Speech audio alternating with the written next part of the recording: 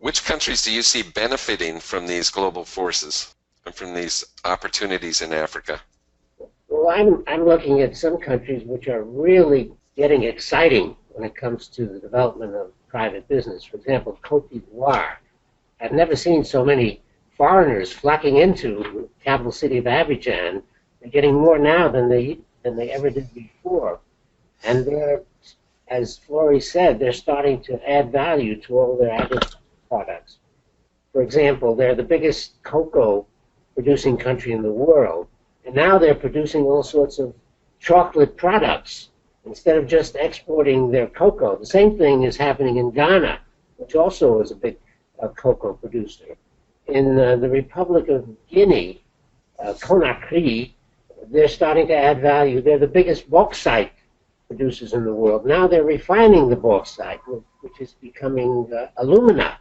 And that alumina is being used to make aluminum. And I would say within the next 5 years, they will be a great aluminum producer. And the key is that the private sector really feels confident that their contracts can be enforced, and that the government will be a partner rather than an enemy of the private sector. So I'm quite optimistic. I'm also looking at Kenya. Kenya is very active now with private sector. I remember 20 years ago when I was just getting started, it was very hard for a private business person to operate in Kenya. They were not allowed to go from one province to another to sell things, and everything was tightly controlled. Now it's wide open. I noticed that Ford Motor Company has started an assembly plant for automobiles, and of course South Africa has been doing that for quite a long time. So I would keep looking at Cote d'Ivoire, Ghana, Kenya. Senegal is also opening up very well. Now there are two countries with great potential which just need some changes in their political attitude. I would say Democratic Republic of Congo and Angola, which are joining. They have fantastic climate, fantastic agricultural potential, great resources. So if those two countries can develop a little better governance and more open to the private sector, I think they would really go crazy with investors. Those are great insights. And Flory, would you like to comment?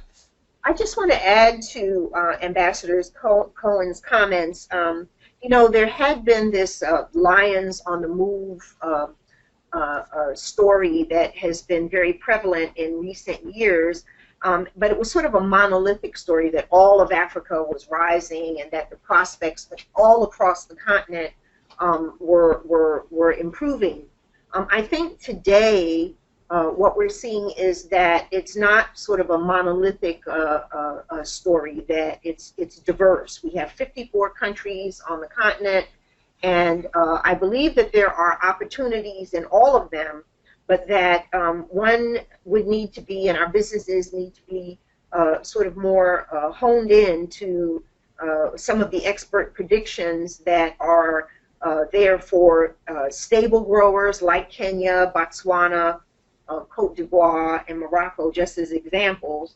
Other countries are growing more slowly, like South Africa, and then there are those whose growth will likely be vulnerable, according to experts, like Nigeria, Angola, DRC, several of which were mentioned by Ambassador Cohen here.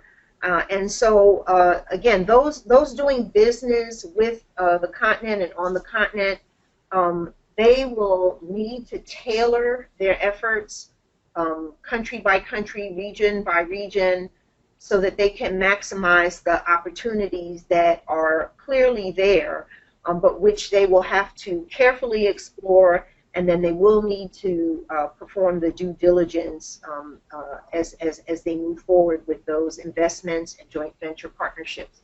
There are a lot of opportunities on the continent.